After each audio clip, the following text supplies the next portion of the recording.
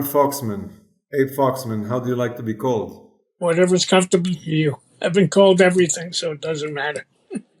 What do you get called at home? How do Abe. Abe, all right. Abe, your background is full of diverse and some wild experiences. You graduated from Yeshiva of Flatbush, then attended City College to earn a degree in political science, where you excelled in history. You got your law degree, and then you attended the JTS to get a master in Jewish studies. This is a broad list, and I'd love to hear what really interested you in those fields and what can you say about their impact on your life.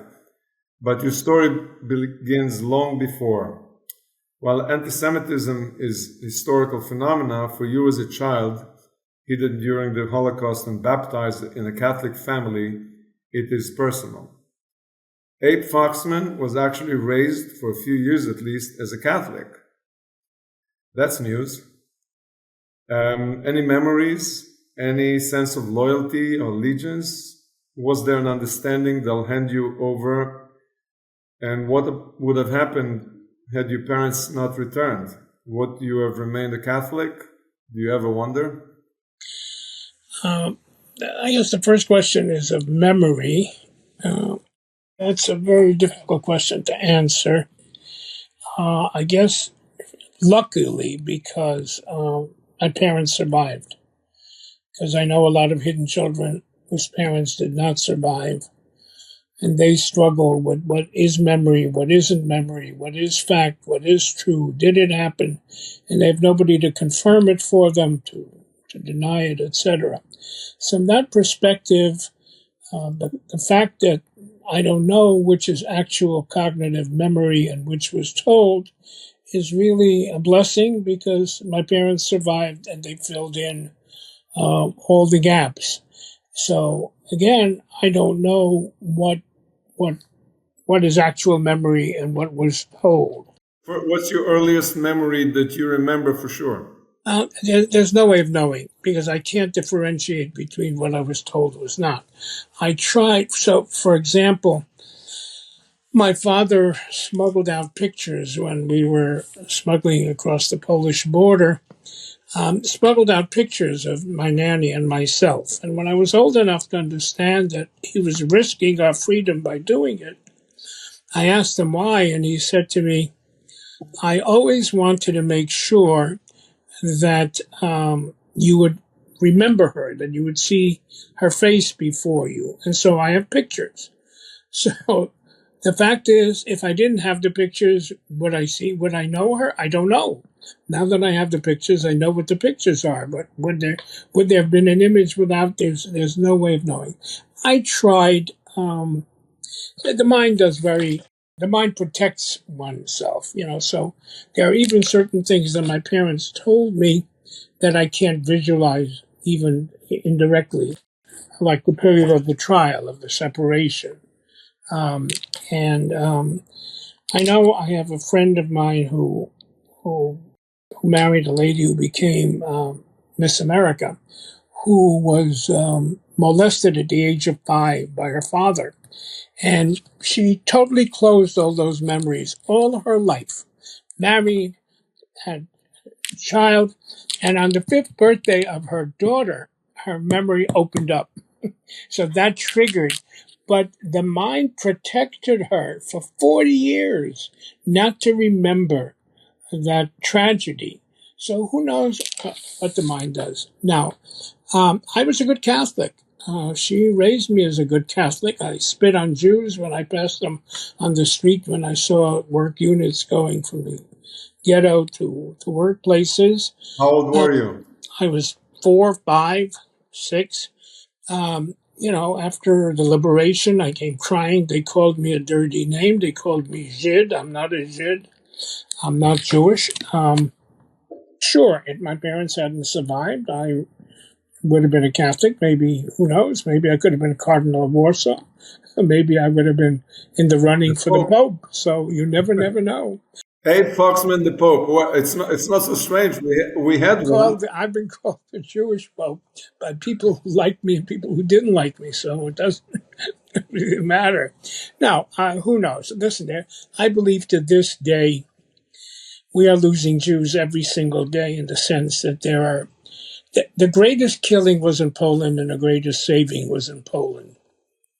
But even those who saved their Jewish children and whose parents perished did not tell their children that they were Jewish. Sometimes they tell them on their, before dying, but they don't want to. They don't want to curse them.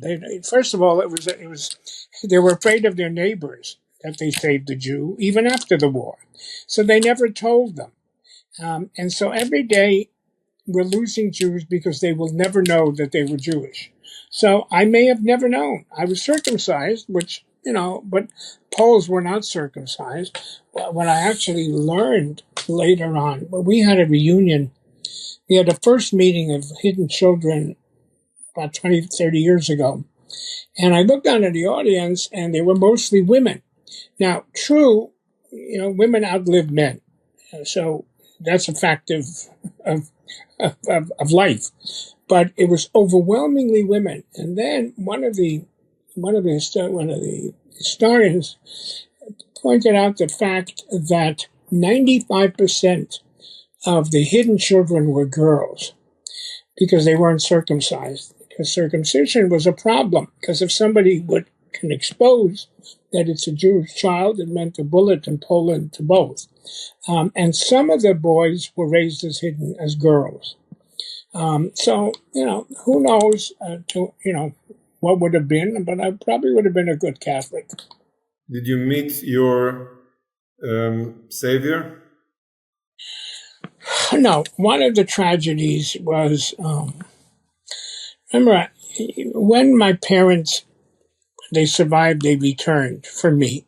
And my father found out that everybody was lost in his family, my mother's family. He offered my nanny to be a family of four. Wherever we go, Palestina or America or whatever, we'll be one. And she said, no, I saved him. He belongs to me in the Catholic Church. And then it turned ugly. She went to the NKVD, to the Soviet Secret Service, said my father collaborated. That's why he survived. They arrested him, interrogated him, let him go. Then he became a manager of a factory, of a Soviet factory. She went and said he steals. They arrested him again, interrogated him, let him go. Third time, she stole, brought stuff in the house. And at that time, the Soviets said, we have no time for these games. You have to go to court. So my parents went to court. She lost a trial and 2 appeals. We had a Jewish lawyer, Dimitrovsky from Kovna. And they even wanted to commit her because she was a troublemaker for them. And my parents still pled, saying, no, maybe we'll find a way. We were living together because there was no housing after the war. We were then repatriated. The Soviets permitted everybody in their empire to go back from whence they came. So we came from Poland, Belarus. So my parents went to Lodz. She followed in Lodz. And in Lodz, she had family, and she had her family kidnap me. My parents put together some survivors, kidnapped me back, and then they decided we have to get out of Poland. That's a story and a half. Yeah, which we did. So I never said goodbye. I never said thank you. And so I've been trying to find her grave, and so far have failed. She may have moved to Belarus. Who knows? She may have gone to Lithuania. I don't know. But I've been trying because I want closure. If I find a grave, I'd go to, say thank you and goodbye, which I've never been able to do. But, symbolically, every time I talk about her, and I've been talking about her because I've decided, when I figured out what it was all about, I then decided, what's the message that I'm going to give? And I decided to bear witness not to the ugliness, but also to the good. And she was part of the good. She was part of the good. And I remember I asked my father, if she saved my life, but she also saved their lives, because a family unit of 3 would not have been able to survive. So the fact that they were separated and knew their wish, their hope, dream was to come back for me, helped them take risks to survive. So I said, if she loved me so much and risked her life, why why did it end this way? And I remember my father said, everything in excess is no good. Too rich, too poor, too stupid, too smart, too fat, too skinny is no good. Too much love is also no good. And excess of love turned into hate. So no, I have not. My parents sent her money for many years. The Soviets permitted, it was called PKO. You can send packages of money through the government. She had to sign receipt. So she never acknowledged, except that she had to, sign that she got it. And then in 1958, my parents got notice saying, don't send any more letters or mail or packages, because the lady passed away. And that was it. Some story. Abe, you're associated with, and your name is synonymous with the fight against anti-Semitism. It is your life's work at the Anti-Defamation League, the ADL, which has worked tirelessly for over half a century to combat anti-Semitism. You were at its head, leading it and appearing publicly endless times to warn against various acts of Jew hatred and the impact of such on society at large. Please tell us, what is the ADL exactly? How did you come to be its public face? And what would you have done if you didn't join it? Life takes interesting. Who knows if it was Bashir? People say, oh, you survived so you can do this. That's the height of arrogance. Nobody knows why they survived. Who knows why?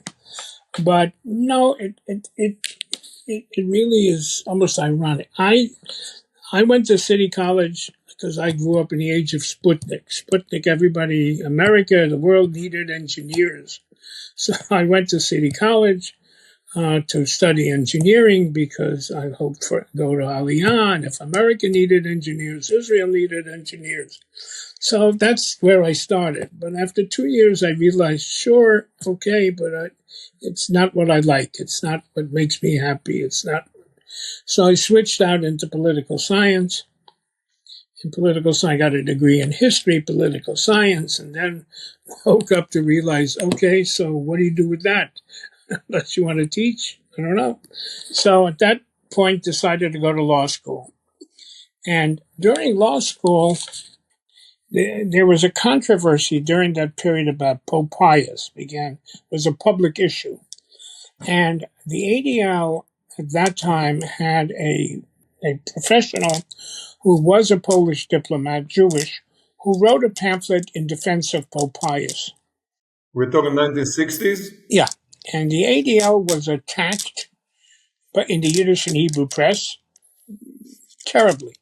And somebody reached out to my father to ask him whether he would translate articles from Hebrew and Yiddish attacking the ADL into English.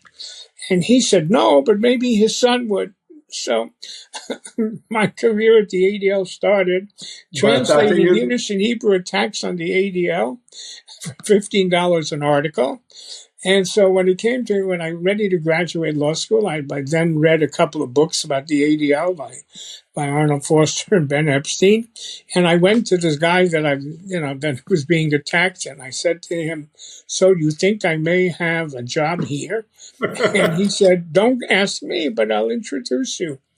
And so in the last year of law school, I interviewed with the ADL. They had 3 jobs in law, discrimination, and fact-finding. I took law, and that was it. And that was... You were hired by the people you attacked. Well, I didn't attack them. I translated the attacks on them. And so the rest, who knows?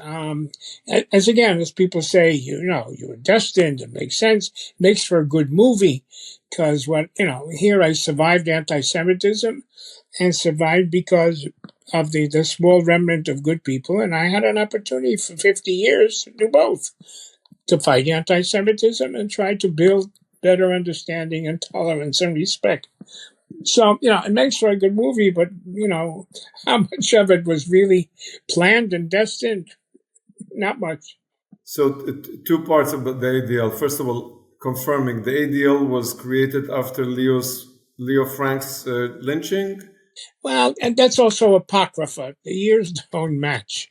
But, it's a good story. The ADL, before and after, I think a group of Jews in Chicago came together and said, you know what, the time has come for us to have what they call a Jewish Defense Organization. And in history, there developed three Jewish defense organizations. American Jewish Committee, which is older, but had a more academic approach to fighting anti-Semitism. Then came the American Jewish Congress, and the ADL. So there were three Jewish defense agencies. They had different styles. They all fought anti-Semitism. Throughout the years, like the ADL had the mission to fight against the defamation of Jews. And interestingly, in 1913, they weren't even ready to say anti-Semitism. They used the euphemism. And the issue always was fight the defamation for the Jewish people and secure rights and liberties for all. And the question always was throughout the years, what comes first and what comes second? What happens if the second, overtakes the one? And those were the nuances between the organizations and within the organization in different times. For me, it was always number one, and if you succeed in number one, then you can make an impact on number two. But now that continues to change, and if you look at criticism now of the ADL or the American Jewish Committee, it's still on that issue. How much of the effort is universal and how much is very particular? To me, it was very simple. To me, it was the halo concept. If ein ani li, if I'm not for myself, who will be? That was always number one. And then came number two. If you look, I respect Tikkun Olam, but I don't think that's why Jews were put on earth. First, it's Tikkun Atzmi. First of all, we have to worry about ourselves. And I've always believed that if we're successful in what we do, then the others will come to us for support and help and guidance. And it's not my business to go tell them how to do it. I've always believed. Look, I remember the Mormons came when Romney ran for president, and all of a sudden, the anti-Mormon feeling came out. And they came and they said to me, could we hire you? And I said, to do what? To do for us what you did for the Jewish people. I said, no, you can't hire us, can't hire me, but I can help you. We can teach you. We can show you, some of the tactics, approaches, strategies, etc. And I've always felt if we are successful on our behalf, then it could impact to help others. Well, it's interesting. You connected yourself, the lawyer part of you, with the ADL. But before you became a lawyer, you were a yeshiva bucher. Whereas the Jewish part in you, you don't speak much about the religious part, the Jewish part. Obviously, you defend Jews, but you talked about the lawyer part. Well, but that's within. That's not that's the totality of who I am. When I came to the ADL, I was the Jew in the ADL. They had rabbis, but they were rabbis who dealt with Christians, not Jews. And I would paskin shilas. If there was a shilah about Yiddishkeit, etc., they would come to me. I even had to negotiate leaving early on Friday on second day's Yom Tov because ADL was open on second day's Yom Tov then.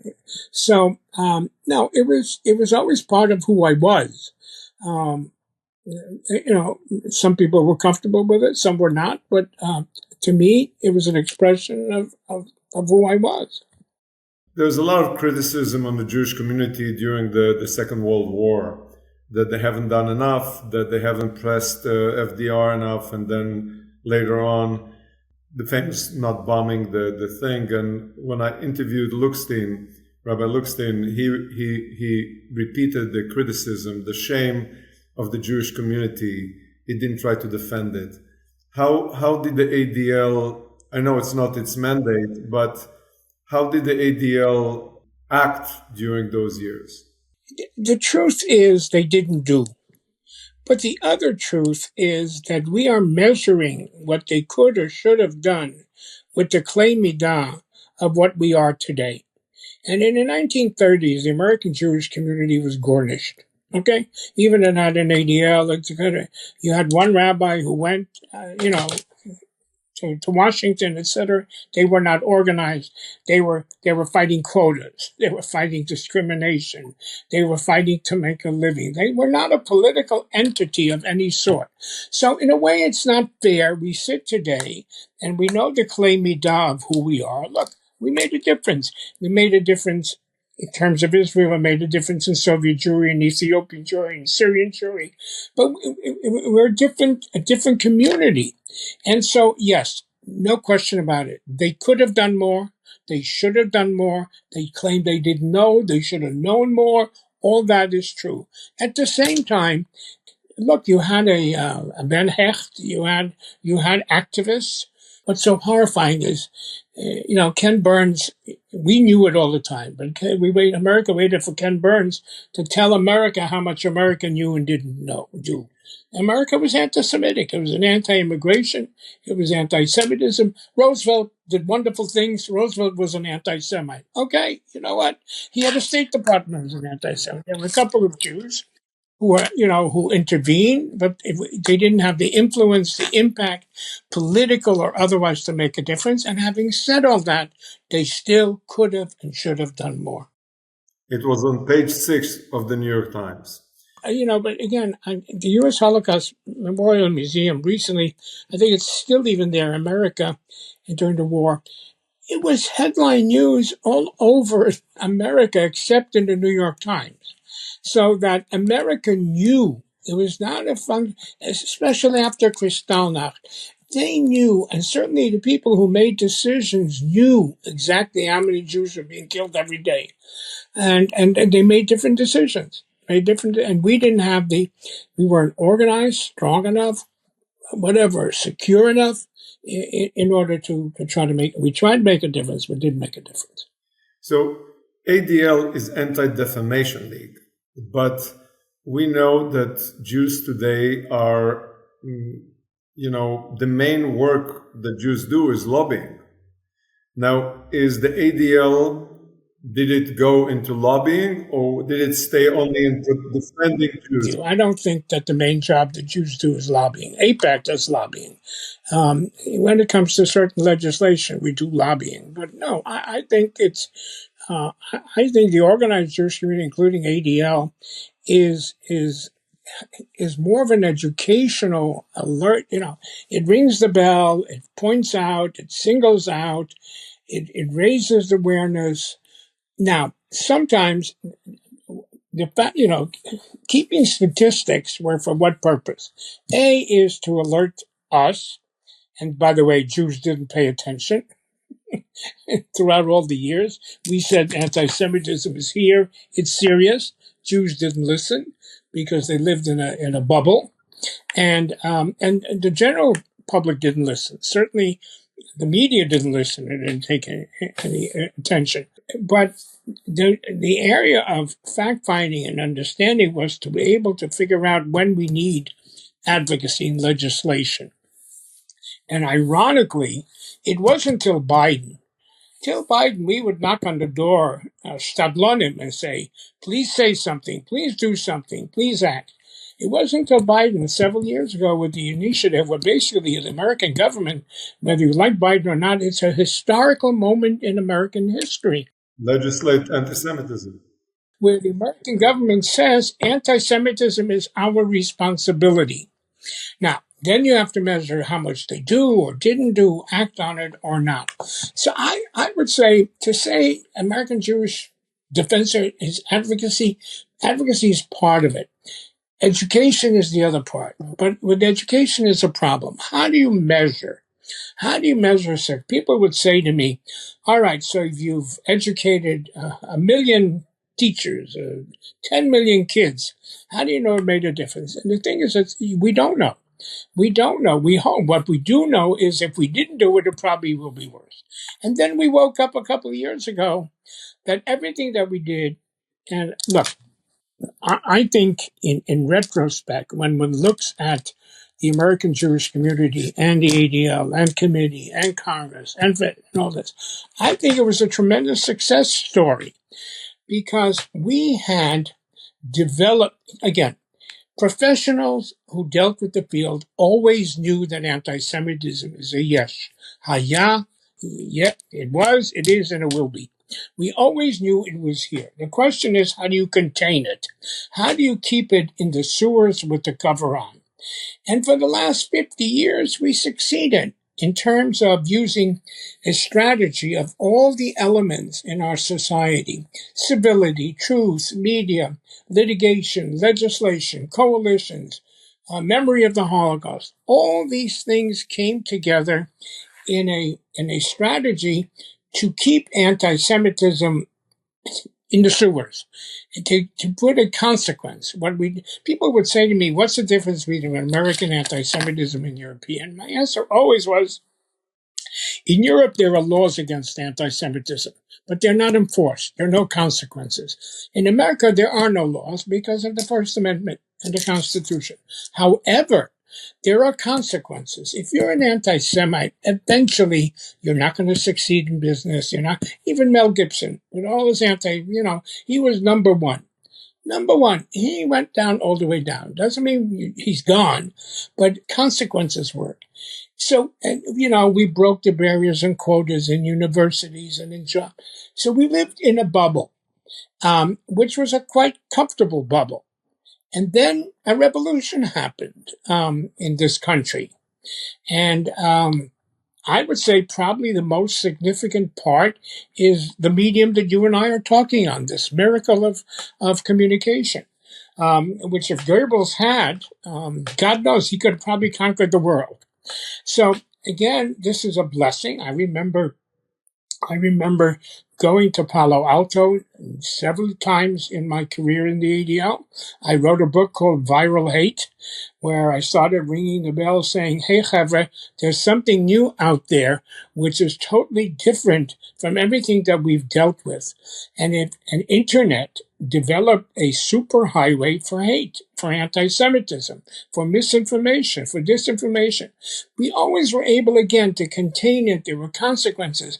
But once this superhighway developed, so I remember going to Palo Alto and meeting with these geniuses, and I said, thank you, for this great gift, but there are unintended consequences. And they would give me algorithms, schmalgorithms. Well, nonsense. Now we know that algorithms, they control. Algorithms is for profit. It doesn't happen from the Mashiach.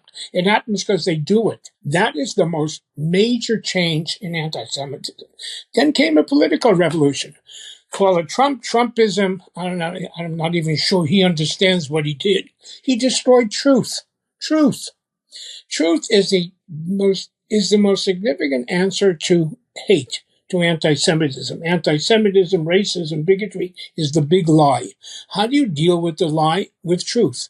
But if you destroy truth, you've lost the most significant weapon in order to counter it. We used to use media. He's destroyed media. Media today is fake news, but we used to use the media to educate.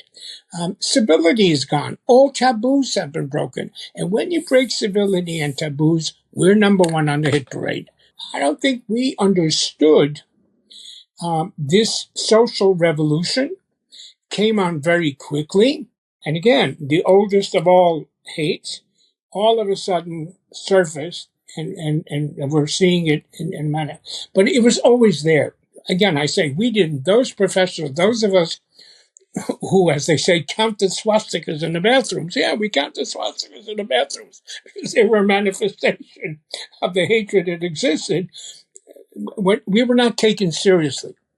And therefore, when it happened, everybody was shocked. People asked me in the last several years, was I surprised? And my answer was no. I was not surprised by what happened because I knew that it was there. The question was, what was the trigger mechanism that would let it flare up? But I was shocked. I was shocked by two things. Shocked by the depth of the hate.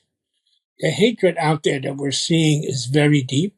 And also shocked that there wasn't a minion of decent organizations that stood up to embrace and support us. But not surprised.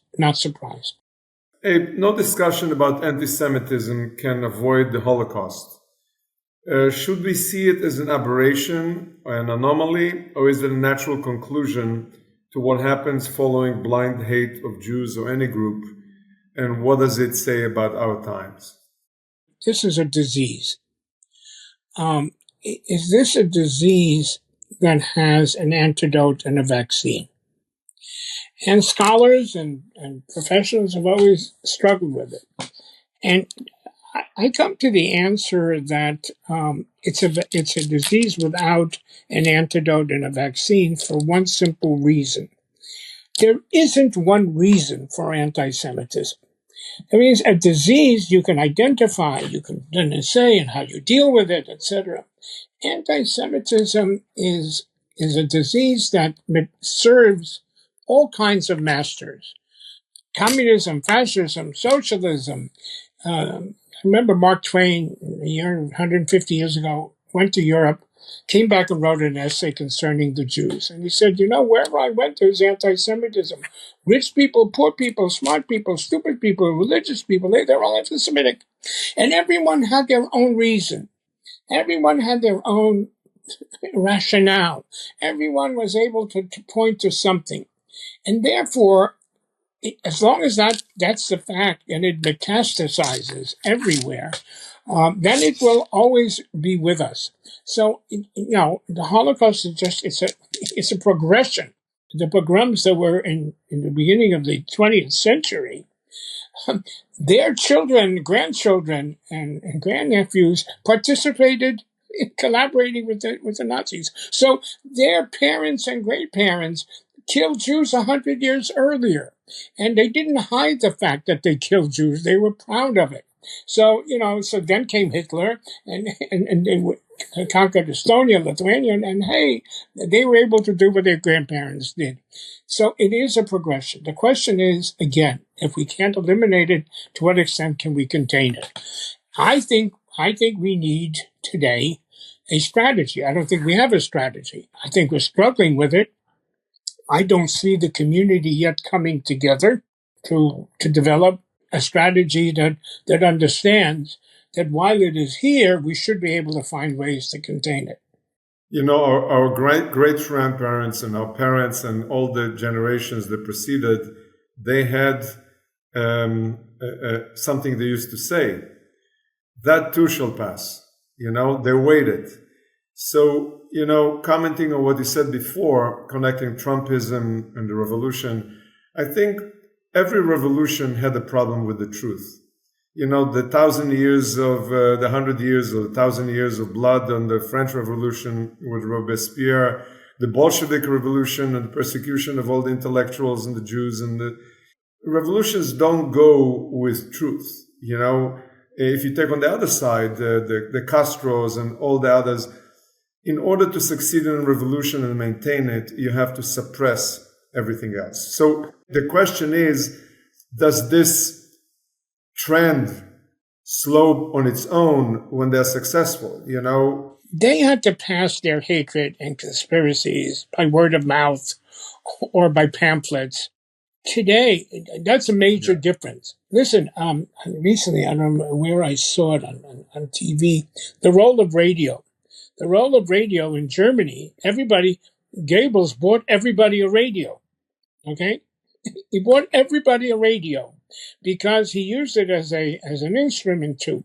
So in the French Revolution and in Russian Revolution, yeah, sure, but it had to be passed person to person. Today it's colossally different, and we haven't yet figured. And now you've got AI.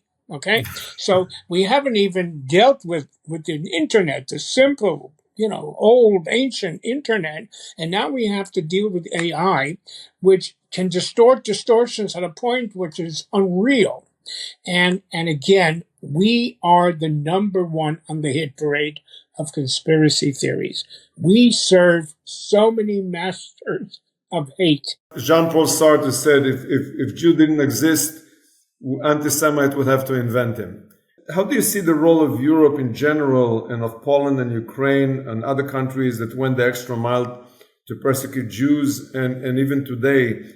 Are today's Ukrainians, from where the Cossacks who tormented Jews for centuries and the later ones whose cruelty has exceeded the Germans, are they getting what they deserve in this war with Russia? Well, I think all of us have a certain sense of nekama, wanting to see revenge, but I don't see it.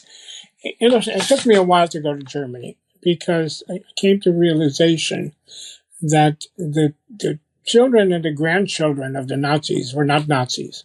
Okay. And many of them got into Schuldig. They inherited what we inherited. We inherited to be the object of disease, and they inherited the guilt, which they have no reason to, they have a guilt, but it's not theirs. It's a national guilt. They're the only nation that ever apologized for persecuting Jews. Yeah, yeah. So at the Ukrainians were in a way worse than most, and they volunteered. Every concentration camp all over Europe, most of the guards were Ukrainians. They came to volunteer to do the job. But it was difficult for me to say, and I said, I am a Ukrainian today. I stood up because their freedom was being taken away from them, etc. So I don't think it's nakama on them. I wish them freedom. I wish them, It's just very difficult to stand up and say, I embrace the Ukraine with our history, but I don't think we have an option. As somebody said, it's complicated. Abe, you were named the Knight of the Legion of Honor by French President Jacques Chirac. This award is France's highest civilian honor. Additionally, American President George W. Bush appointed you to serve on the honorary delegation to accompany him to Jerusalem for the celebration of the 60th anniversary of Israel in 2008. What do these honors mean to you? And have you managed to capitalize on them with connecting with those organizations and those? It's a result of relationships. Each one has its own story as to why. It serves both. It says to the American Jewish community that whether it's Chirac or whether it's Bush, that they recognize the role of ADL, the Jewish community, in terms of, I remember Biden once said on the 100th anniversary of the ADL that the Jews and the ADL is the conscience of America. So, if I was honored, or it's a recognition of our community. And it's a result of, and now it's also important because it sends a message beyond. Yeah. Most countries believe that in order to get to Washington, you have to do it through Israel and the Jews. And to a certain extent, it's anti-Semitism. As they believe we control, we have access. Now, it's a double-edged sword. We have to be very careful how we use it. I'll tell you a story about Romania. I had a very close relationship with Rabbi Moses Rosen, who was one of the last Stadlin of the Jewish people. And when I would go to Romania on Shabbos, we would go from the synagogue to his home, and we would walk in the middle of the street with the gendarmes protecting us, which was irony too. And this was the only place we can talk, because at a home you couldn't talk because it was all eavesdrop. I remember, and that's when he taught me a lot about Jewish leadership. And he said to me about this whole issue of Jewish power and Jewish control, always be careful, because it's a double-edged sword. As long as you represent that or acquiesce that you have the power, you better make sure that. So he wrote the textbook on Stadlanas.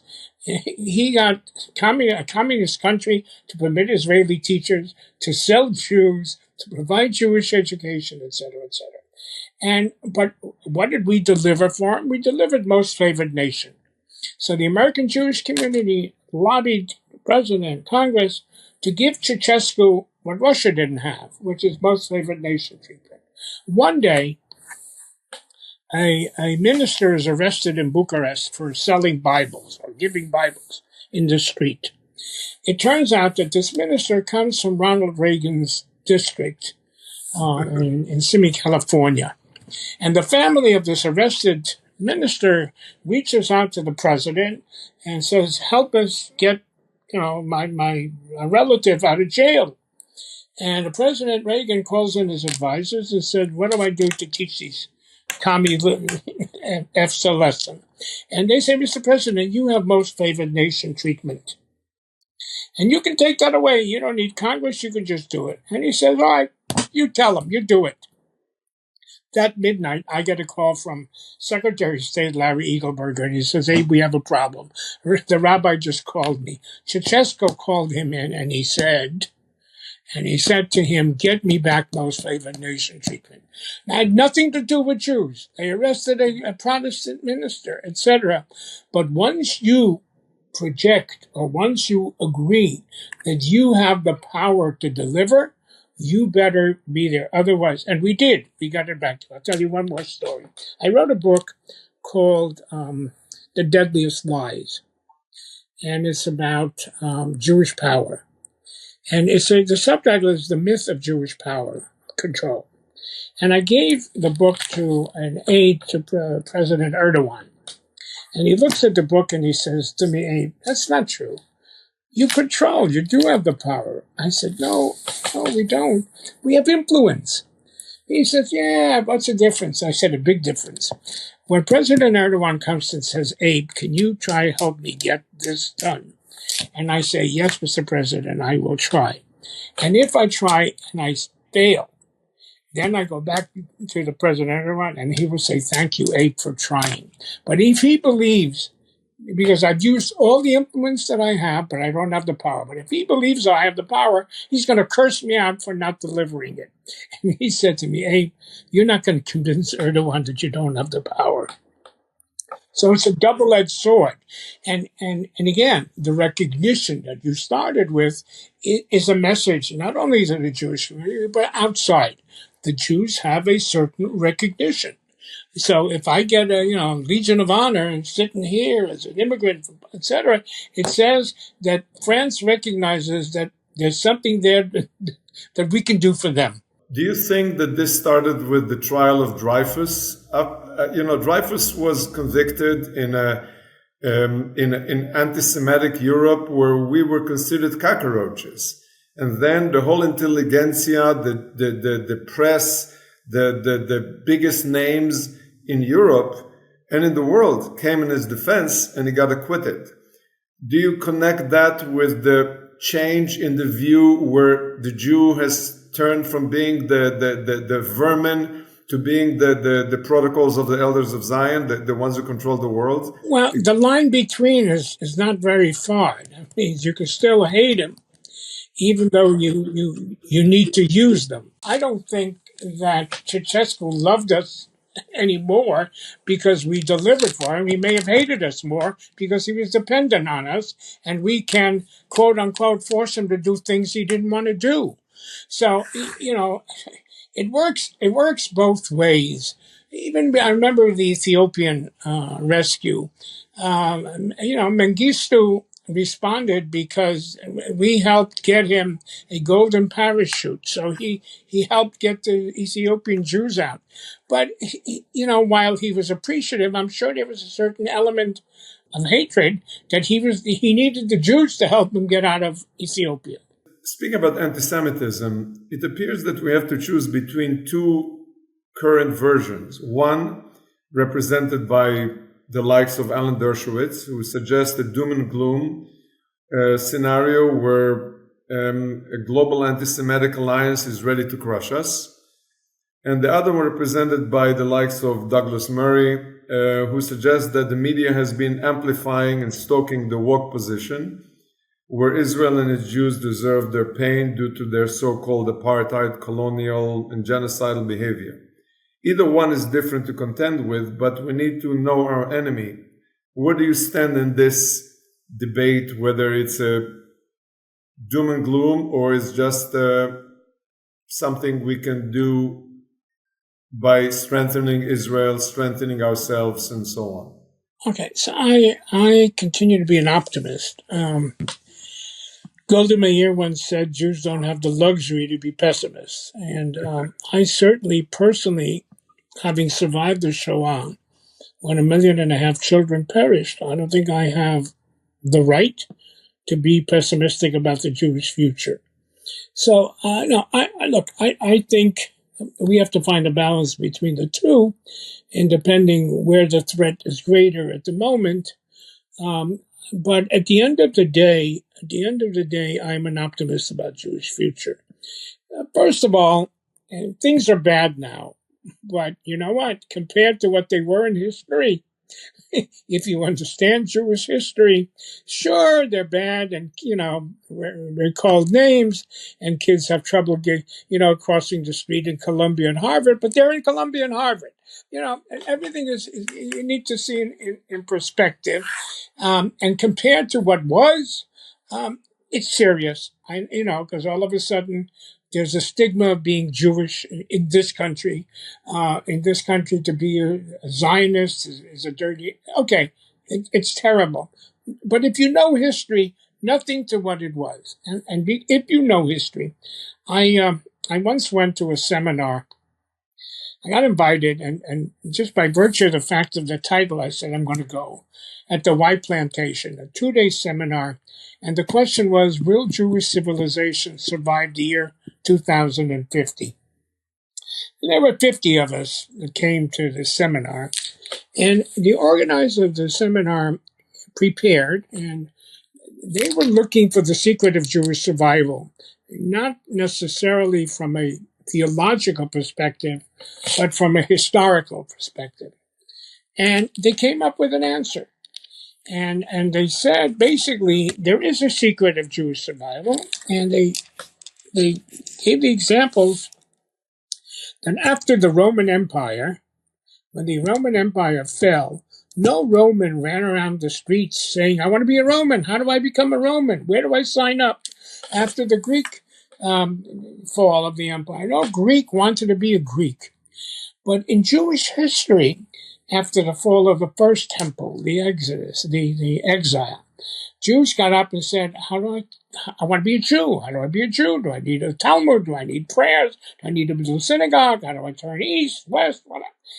After the second expulsion of the temple again, and if after the Shoah, Jews got up and said, I want to be a Jew, and they built Israel, and returned Jerusalem, etc., that's the secret of Jewish survival. So the optimism is, it's not about them, it's about us. It's not about how much they hate us or I don't care. It's what we have to determine. And as long as Jews stand up and say, I want to be a Jew, then we can continue defeating them. So the issue before us now, post October 7th, is how many Jews are taking mezuzahs off and putting them on? How many kids are hiding their starting? So far, I would say the news is pretty good. I think so far the news is pretty good. We hear more people going to synagogue, more Jews wanting to be together, more Jews wanting to share. The Federation's raised over $1 billion in Israel. That's an expression. So I see a greater sense of solidarity. Yes, I also see a certain realism. You don't flaunt it. You don't have to flaunt your Jewishness where you don't need to. But that's not the issue. The issue, again, is will our children and grandchildren stand up and say, I want to be Jewish? That will depend the future of the Jewish people, not because an anti-Semite says, I don't want you at Harvard or Columbia. To quote you, you said you see more people putting mezuzot than taking them down. Right. And as long as I see that, then we're okay. Speaking about Trump and Trumpism, the truth is part of this new revolution that he said he doesn't even know his effect. But it's interesting because Trump himself is viewed as fighting against anti-Semitism and is on the side of Israel and Jews, at least for the moment.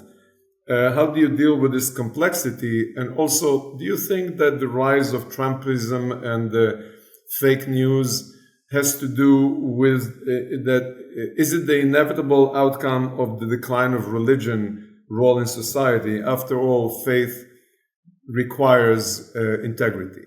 The trouble with faith is the right wing has their faith and the left wing has their faith. They believe very deeply that they have the truth and their position is right. So I'm not sure where faith goes with it. I think we have a dilemma. We're in a very difficult situation.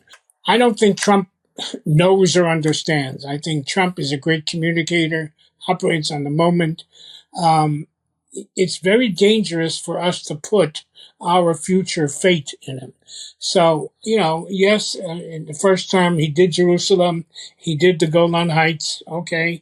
But, when you look at what happened, he talked directly to Hamas. On Iran, we don't know where he's going. Only recently on the Houthis, they'll make peace with the Houthis, while the Houthis are the same day say they're going to continue to destroy Israel. So there is no consistency. So if this is our Mashiach without a consistency, he has no approach. He has no ideology. It's Trump. And I said to the Israelis, okay, you know what?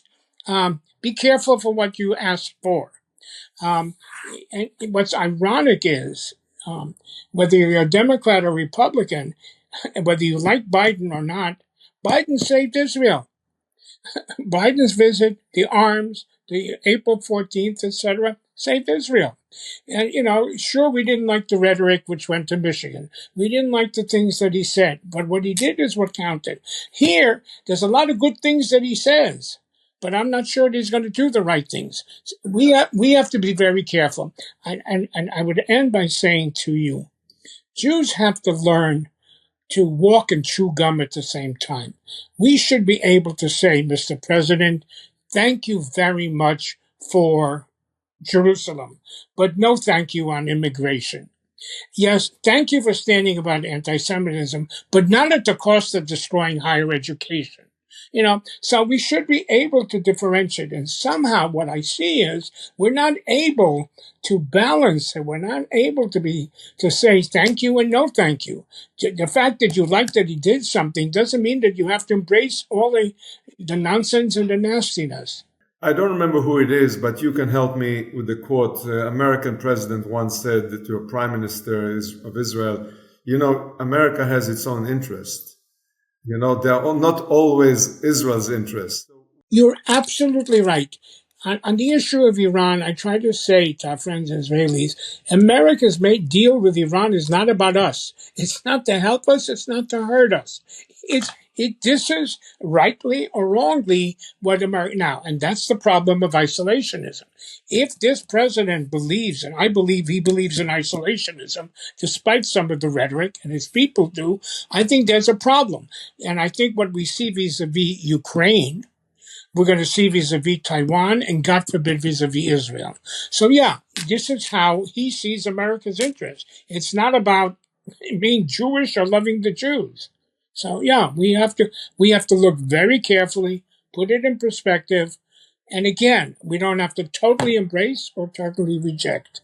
Abe, in recent weeks, we've seen liberal-leaning leaders being elected and re-elected in Canada and Australia, almost in Germany again. Fear and chaos caused by Trump's tariffs and other policies appear to stop the trends of conservatism around the world. Are you worried about the return of the woke left, leaning progressive, anti-Israeli politicians?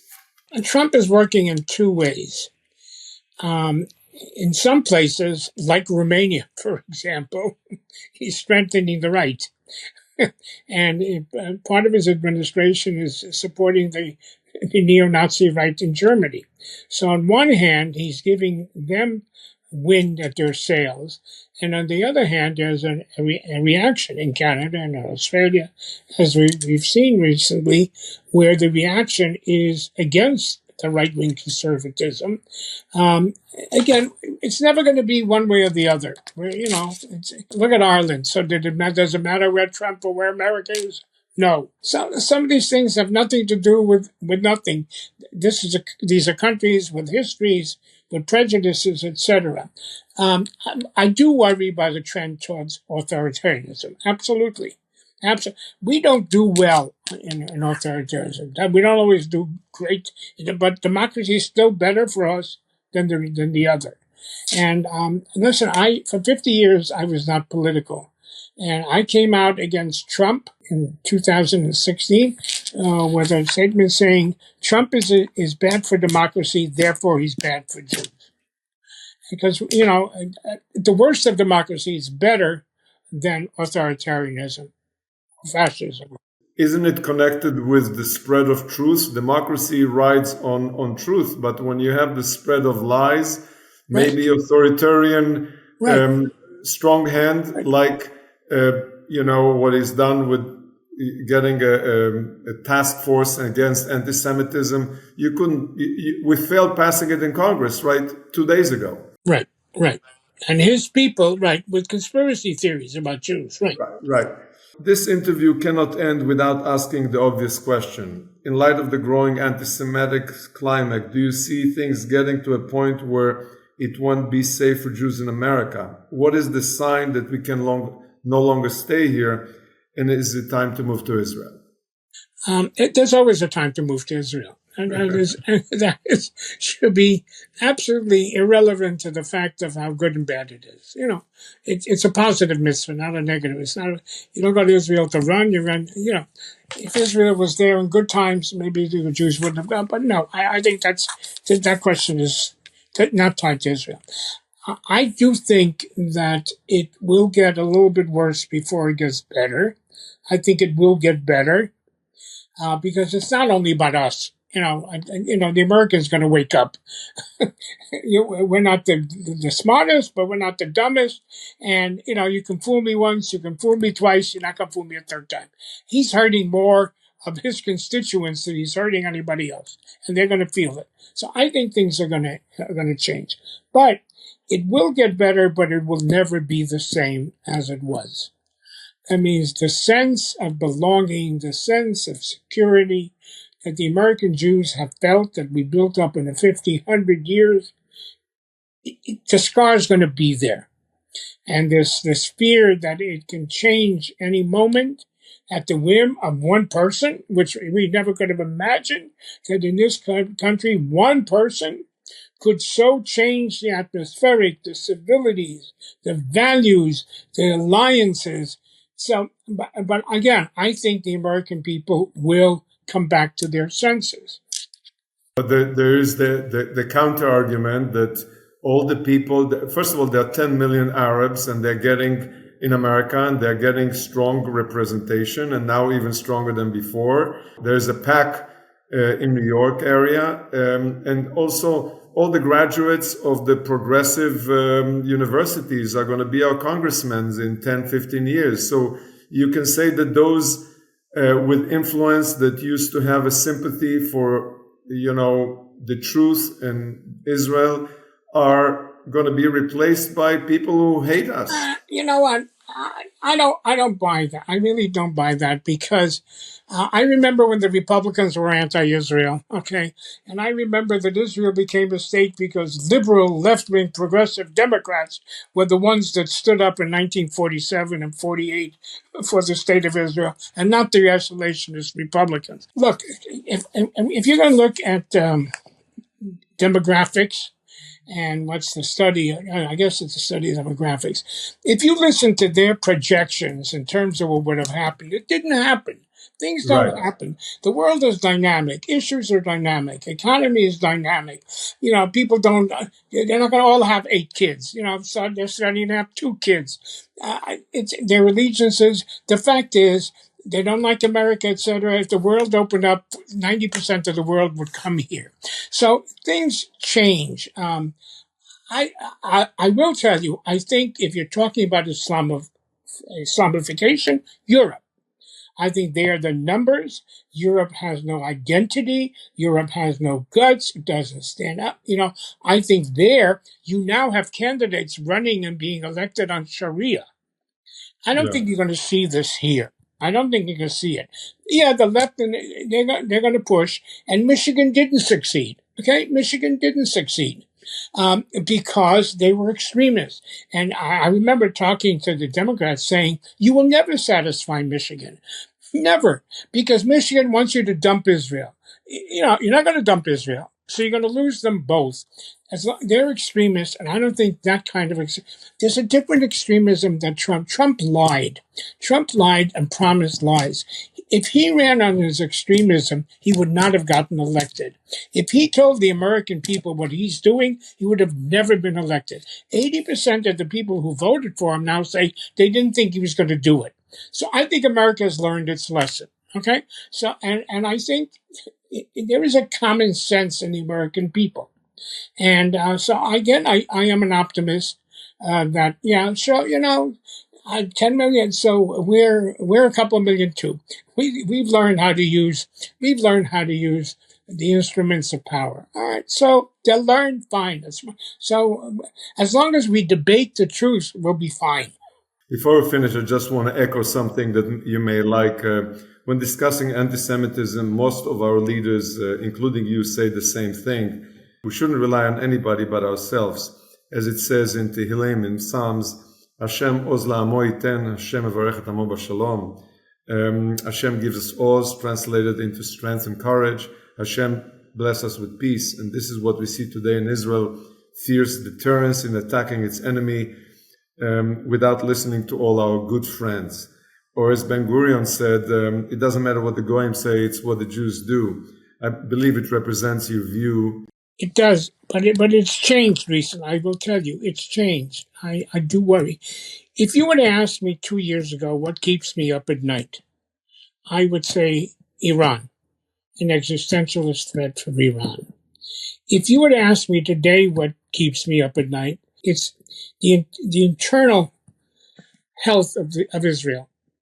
And therefore also the U.S.-Israel relationship is what keeps me up at night. Because at the end of the day, like it or not, with Hashem Yisbarach and all our strength, we need the United States. But what Israel needs is a united front. And what I see every day is very scary. I see that unity that the war brought about, but it's going back to 2 years ago. And that frightens me, because we need to stand against the world together, and we can't do it if we are split. And I see this is the fear. The first and second temple was destroyed. It's the internal existential threat that I fear now, because today, like Bibi or not, Hamas didn't attack Bibi, Israel. Today, Israel is stronger. Today, Israel has a deterrence. There's no longer an Iran existential threat. It is stronger today than it's been in 20 years, but it is weak from the inside, and that frightens me. So this is my time to reassure you. We are hosting now a group of soldiers here, and you have to see them. They don't talk about the divisions in Israel. These are people who served 200 days in reserves. 2-3 years ago, we wrote down these generations. This is the generations of tattoos. This is the generations of bars. And this is turned to be the stronger generation. So I have to reassure you that we'll pass through that. Anyway, I'll finish this by asking you to do something I've asked everybody. I want you to do something I don't know if you've done in public. I want you to sing a song, a Yiddish, something in Hebrew or a Yiddish that influenced you from the tish of your parents or grandparents, or anything that has meaning for you. I think the most meaningful song for me in terms of growing up is the first time I sang the partisan hymn. Subject came all as the Geisten letzten Weg. That still brings tears to my eyes, pride. And I can't sing, I can't hold a tune. But it's ironic, I spoke last month in Congress at the Rotunda, and they sang the partisan hymn. And out of 1,000 people, the only people who sang in Yiddish were the Marine Corps choir and Abe Foxman, because nobody else knew the Yiddish So give it to us. I promise you're not going to audition you for Broadway. Just give us whatever you can. Sag nicht keinmal aus der Geist am letzten Weg, wenn himmlisch Sternen über Leute. Wo kommen wird noch unser ausgerenkte Show, es wird ab heute unser Trott mir seinen Do. Ja, Thank you so much, Abe, for all that you've done and you're still I've been doing. lucky, I've been privileged, so I say thank you. Thank you from Okay. all the people who can thank you and have thanked you and will thank you for generations to come. Take care. Bye.